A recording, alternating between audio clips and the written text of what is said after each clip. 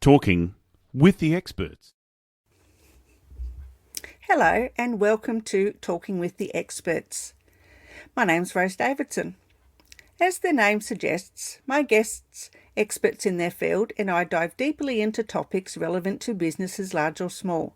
It could be SEO or marketing, HR management or social media management.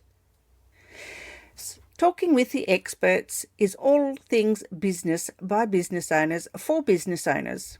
I know a lot of business owners are challenged with different aspects of their enterprises, and I saw this as a way of having experts address those challenges.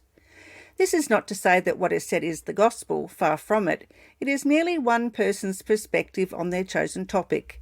So, why a podcast? I believe that most people are time poor these days. Most just don't have the time to read a book or watch a video. They could, however, find the time to listen to a 30-minute or less podcast, whether it's driving to work, doing the dishes, or going for a walk. Just plug in the headphones and off you go. Talking with the experts. Hello and welcome to Talking with the Experts. My name is Rose Davidson from rosedavidson.com, and today my guest is Mick Haan, and Mick has a business called Care to Grow, and he is obviously the founder of that, and it's a firm with a strong history in financial planning and building wealth through property. The business now specialises in money mindset coaching, and their focus is on their clients' financial well-being and transforming negative financial mindsets and beliefs to help them live their best life. Hello, Mick, and welcome. Thank you for having me, and a great introduction, Rose. Thank you. You're very welcome. So tell me a little bit more about your money mindset coaching.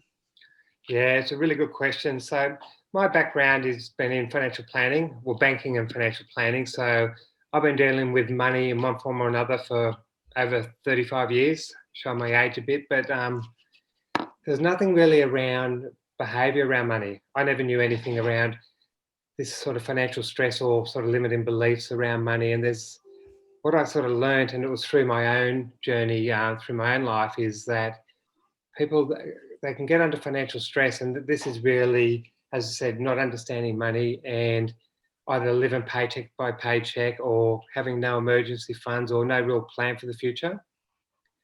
And that creates a lot of financial stress, and long-term financial stress is really, it's not good for you. Yeah. No, I can totally relate to that.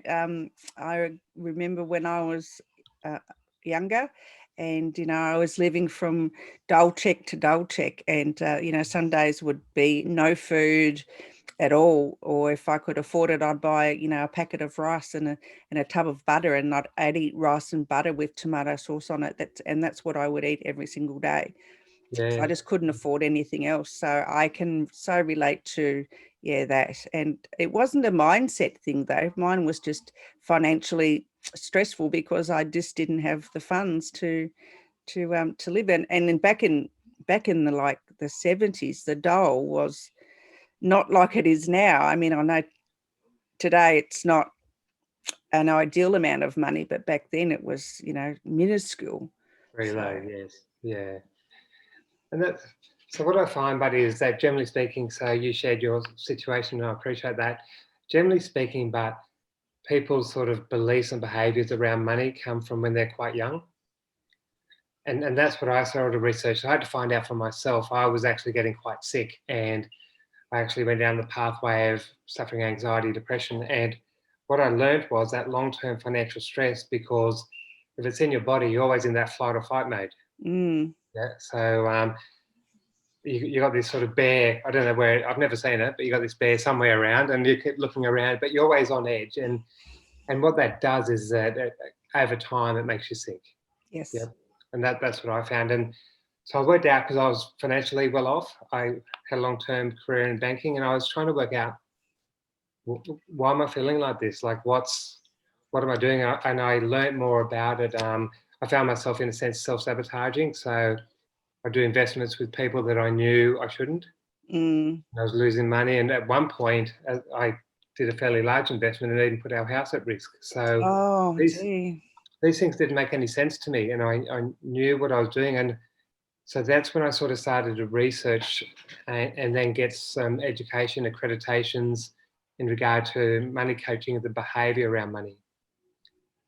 And it was such an awareness, but it was really so valuable for me to understand that. So as an example, I was able to look at where my stories came from. Mm-hmm. So we're brought up in scarcity and sort of a worthiness. I certainly had sort of 4 kids and trying to look after all 4 of us. And, there was, are you worthy? And that's was a part of my programming. It becomes from 0 to 7. Anything Yes. you will see, it becomes part of your program. And what I learned was that I was carrying this program of scarcity, limiting beliefs throughout my life. And I could see it play out, not till I was about sort of 30, it started to play out. And that was maybe when I had children, had a bit more stress in my life. But then I actually, just as I said, saw myself going down this pathway of sabotaging, didn't have a great relationship with money, although I knew it backwards. I was making a lot of people wealthy. Yes. But for yourself, yeah, Yeah. I understand what the concept, I understand what you were feeling about that, because, I've got bipolar. So when I was manic, I would just go and spend shitloads of money, and, got us into so much debt because, and I'd feel guilty afterwards, but, at the time it made me feel good.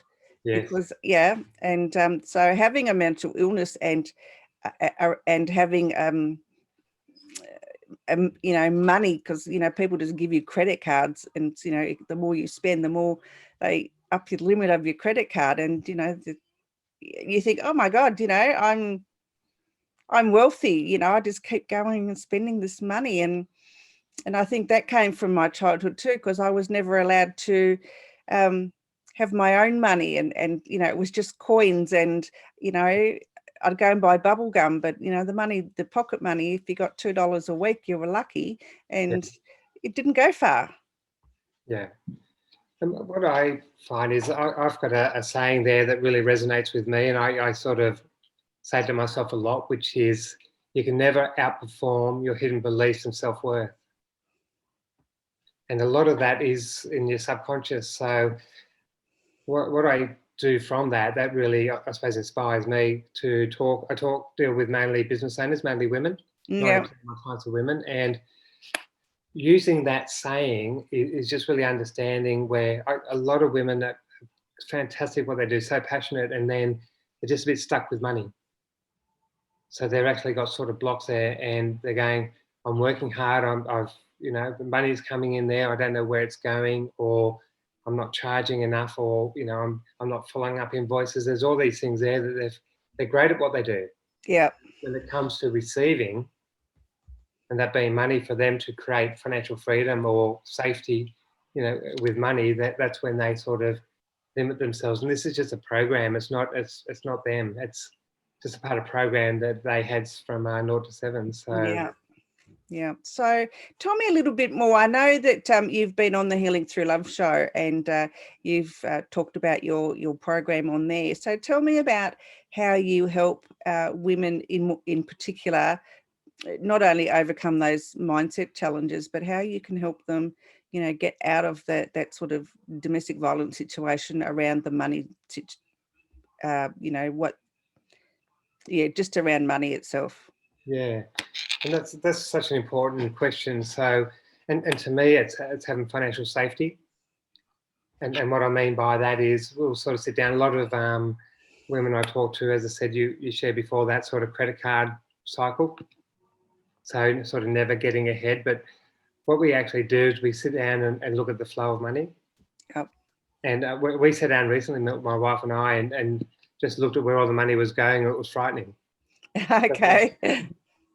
But then we actually had so many choices. We're going, we could do this, do that, do this, and you'd be so surprised. But what the intention really is to begin with is to set up that emergency fund. Yep.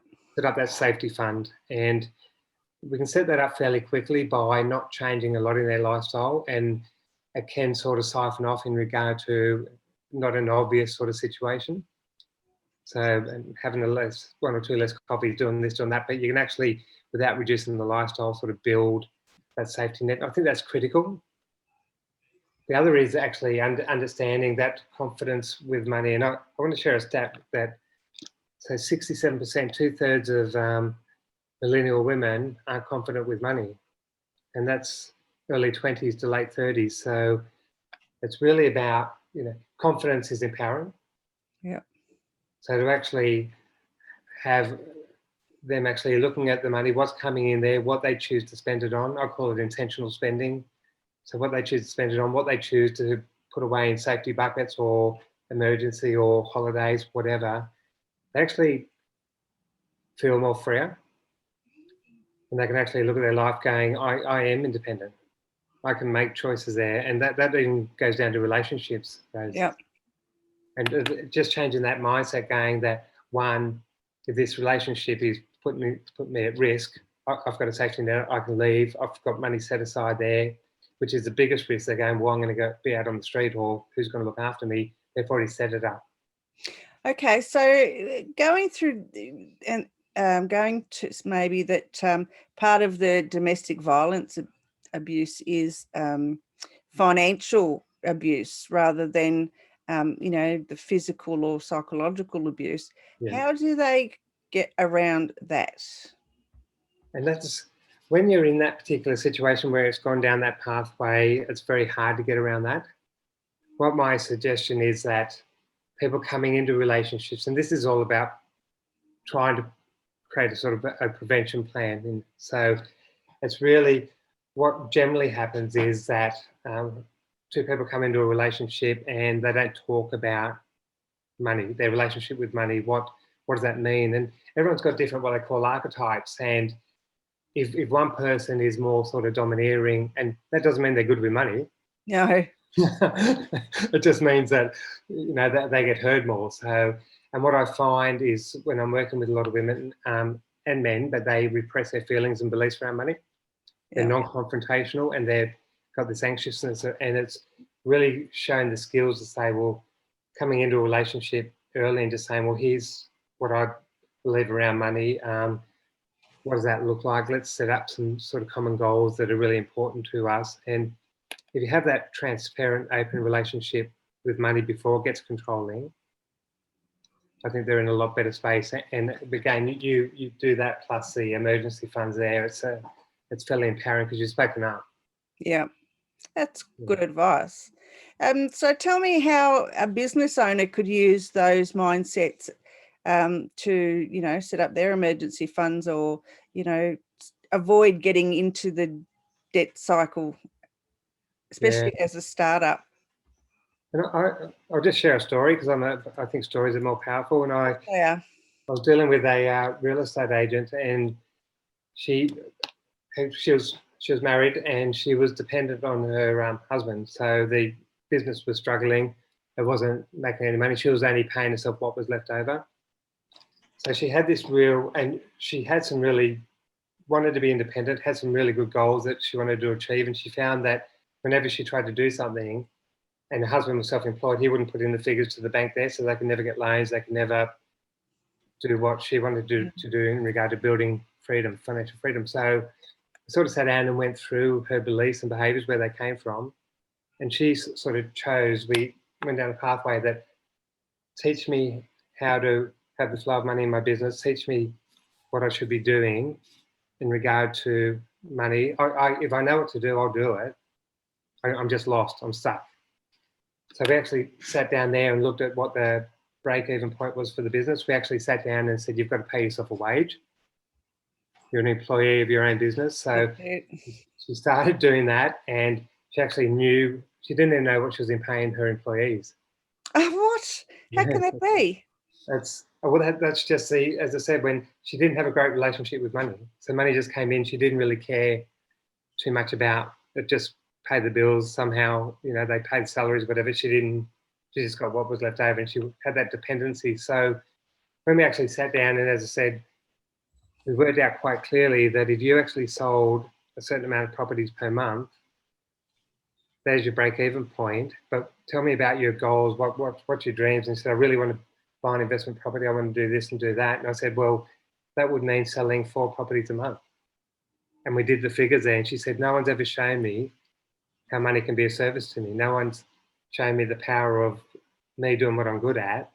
I can sell 4 properties. I just never knew that. I just didn't associate it with my freedom and Wow. and so she started paying herself what she deserved. She saved up $50,000 in a separate bank account, and we've called it her investment property bank account. And we're looking to get a property by February, and that's been in the last 6 months. That changed. Hey, that's amazing. It's empowering. And just her belief in herself. She just says, "I've got this." And then she's going out there. She's selling. She's talking to clients, and it's just creating that abundance. Yeah. Yeah, it's a very empowering story. Just the energy is amazing, Rose. Yeah, I guess that would, I'm lost for words. That's 6 months, and to save that much money is, wow. And we've got a goal to save because we're concerned that the husband mightn't allow her to use the equity in their property that they live in. So we're saving the 20% deposit just on her. Well, she's doing it all herself. And if the husband comes on the journey, that's fine. If not, that's fine also. But you can't, she wants to create something for herself, and you can't always take everyone on the journey. Yeah, wow. That's accepted that. That is a great story. Yeah. Yeah. So other than, and that story, I mean, say that you're just starting out in your business. Yeah. What steps or what processes would you need to put into place to make sure that you have a good relationship with money? Yeah, and that's a good question. That's really working through what will hold you back. I think every business owner should go through this process. So understanding their emotions around money. So, and generally they'll come up with, hopefully, some sort of business plan. They've got a product that they're generally passionate about. They tend to price it down. They don't tend to charge what it's really worth. And I always speak with business owners initially and just going, if you believe in your product and or your service, and this is what it's going to do, this is how it's going to change someone's life, the price is not that relevant.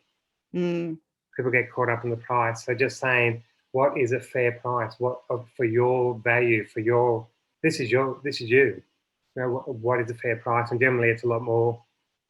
Yes. What they're charging. Yeah, I'm very guilty of, I have undervalued myself on several occasions. Yeah. And people will pay if they believe in you, and if they believe that you're going to solve their problem, people will pay whatever it is, within a certain range, of course. But of course, yes. And that's what I don't think we understand. We actually sort of go, and this is again this sort of some beliefs and behaviours that we've got in our body. We sort of like want the business, or just going, you know, you really do need me, like you really, really do need me, instead of just going, well, here's what I got to offer. You know, I'm not selling to you. You'll buy from me because I can change your life. Yeah. And by the way, it's going to cost whatever. Yeah.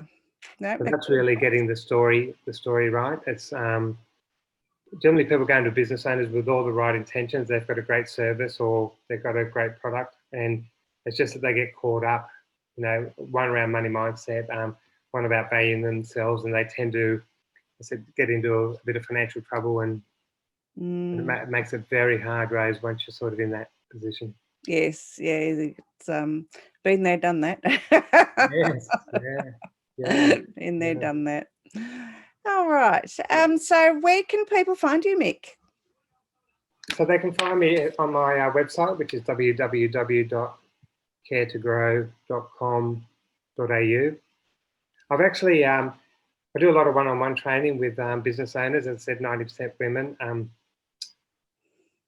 With that, there's, as I said, money's a little bit like mental health. So there's a bit of a reluctance for people to come forward and go, here's where I am with money. And I suppose what they don't understand is that 60 to 70% of Australians have got financial stress. I want to share that this is just so normal, and don't suffer in silence in a sense. But what I did, I sat down with some people there, some mentors, and said, how do I get the message across more? Because it's so important. And I've actually just launched a course, which is Steps to Financial Freedom. Beautiful. And yeah, thank you. So it's more of a private way. So That actual course, it's 8 modules, is $297. But Wow, that's reasonable. well, what I would do for your members, your community anyway, is take that down to $197. They'd have to confirm that it came through you, because I'd have to do a promotion code. But what it does, but it goes through all the sort of values around the flow of money, your mindset, how to set goals there that are really, that brings you joy and creates that, creates that sort of mindset, that flow of money. It's really, it's nothing to do with product. It's which a lot of these courses historically had, but it's all about empowering transformation. So happy to share that with you and offer that to your community, because it's just so important. Good stuff. All right, Mick, thank you so much for your time today. Have you got any other words of wisdom that you would like to share? I'd just like to say that don't let financial stress build up. I let it build up for 15 years, and I saw the effects both on relationships and my health. So it will affect you if you leave it in your body for that long. So if you're feeling financial stress, reach out to me, reach out to accountants, whatever, reach out and just tell your story, and you won't go through what a lot of people sort of going through with this long-term stress. That's my value. That's my... Beautiful. It's great words of wisdom. Thank you. All right. You enjoy the rest of your day, and we'll catch up again soon. Great. Thanks, Ray. All the best. Thanks, Mick. Bye. Bye.